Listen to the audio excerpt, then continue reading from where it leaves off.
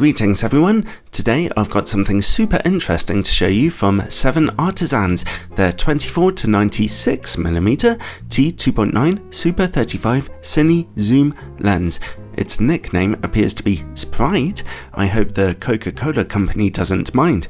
The lens will be available on PL mount and Canon EF mount, like most other Cine lenses today, and it's totally manual focus, manual aperture. I tested the lens by adapting it onto Canon and Sony full-frame mirrorless cameras where it worked fine, and its price will be about $1,600 if you get an early bird deal on Kickstarter, and there will be a link to that in the description below. Yes, it's important to note at the time of writing that this is a Kickstarter lens, although I'm sure it'll be more widely available soon. I'd like to thank 7Artisans for sending me one of these lenses for testing, and it was interesting to put through its paces, although as usual this is a totally independent review. We'll be looking at both its strengths and its weaknesses. It's a Super 35 lens, so it essentially offers an aps-c image circle.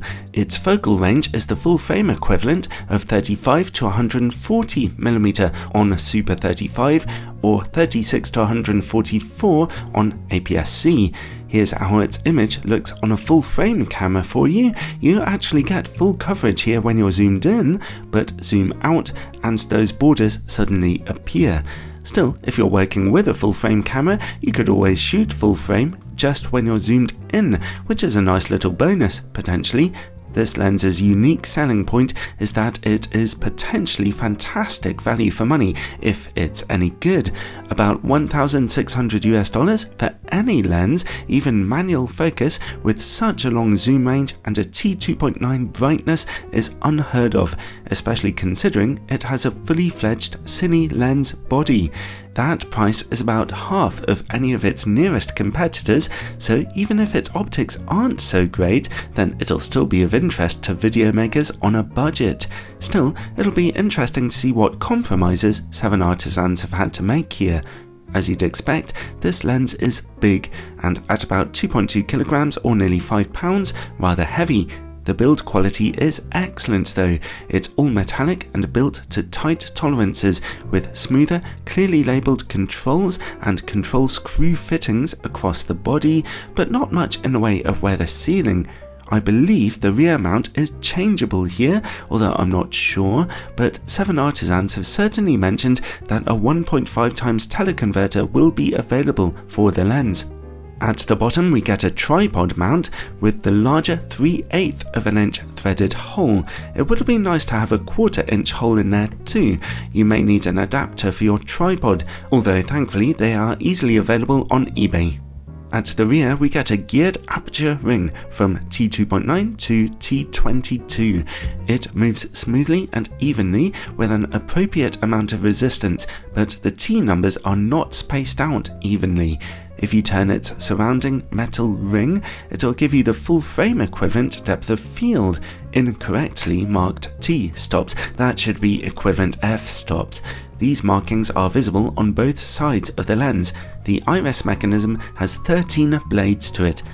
The zoom ring is also geared and also turns smoothly and evenly. Here you can see the full frame equivalent markings of 35 to 140mm, well, on a Super 35 sensor that is. Turn that surrounding ring again to see the actual focal length of 24 to 96mm. Let's see if this lens is parfocal, and the answer is yes, so long as you adjust the lens's back focus to suit your particular camera first, that is. As you can see in this instructional video from 7Artisans, getting a zoom range this long to be optically parfocal is quite a challenge, so that's impressive on a lower budget Cine zoom lens. Let's take a look at the focus ring. Again, this is geared and turns extremely smoothly and precisely, offering focus measurements in feet and in meters. Let's take a look at focus breathing then. When zoomed out, only a small amount of focus breathing is visible. When zoomed in, there's no visible breathing, so that's a very good result for a lower budget Cine lens. The lens has an 86mm filter thread size and does not feature image stabilization. It comes with a plastic carry case with room for extra accessories. Overall, very nice build quality here, and being parfocal is a lovely bonus too. Well, let's look at its optics now.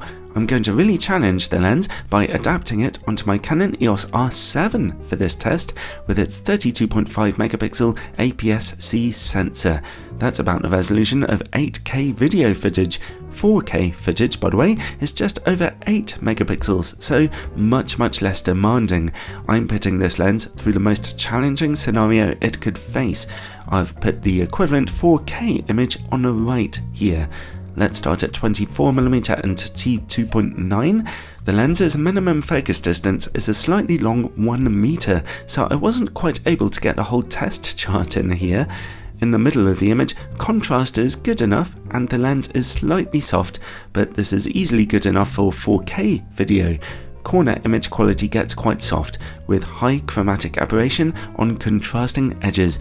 The image quality stays the same even if you stop down to T5.6, although the middle of the image is fantastically sharp now.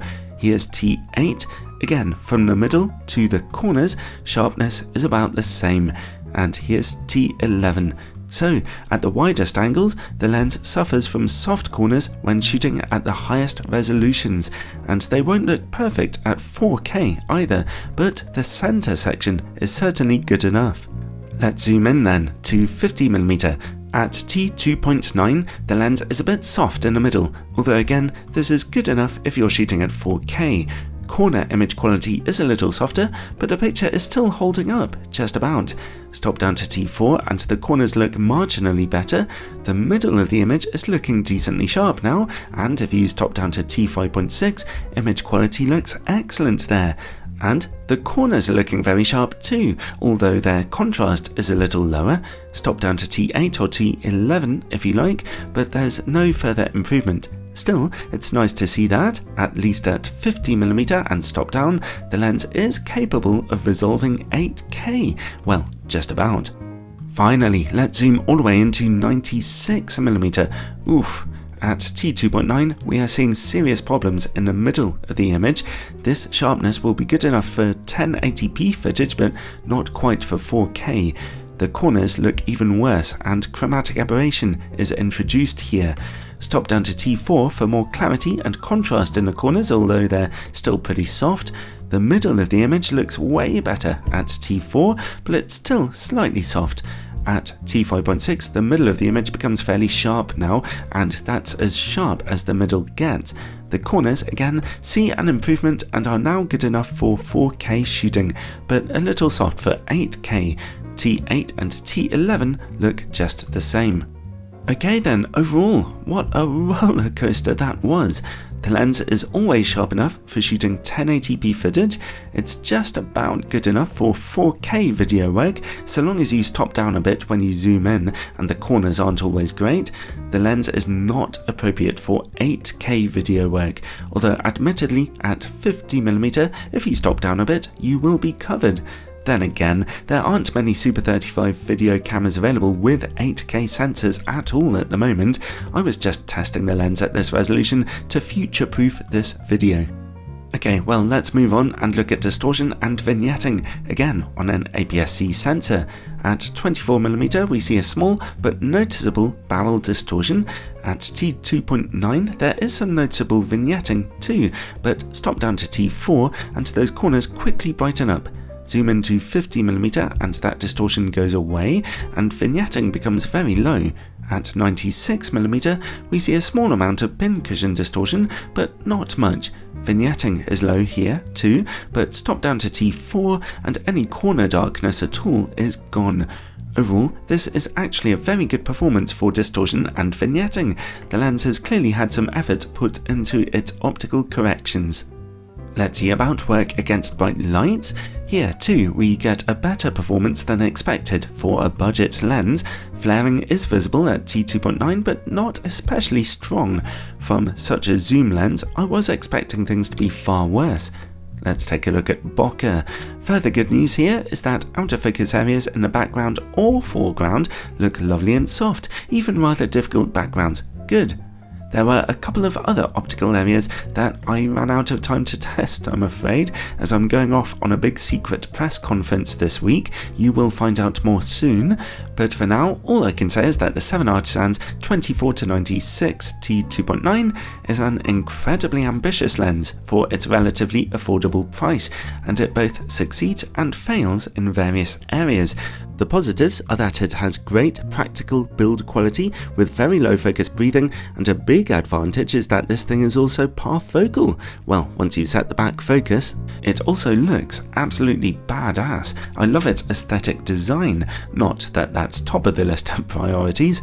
As for image quality, as I mentioned before, fine for 1080p video work, mostly good enough for 4K, and only occasionally sharp enough for 8K, so it's not a super high performer by any means, but its distortion is relatively low, its work against bright lights is not bad, and its bokeh looks nice.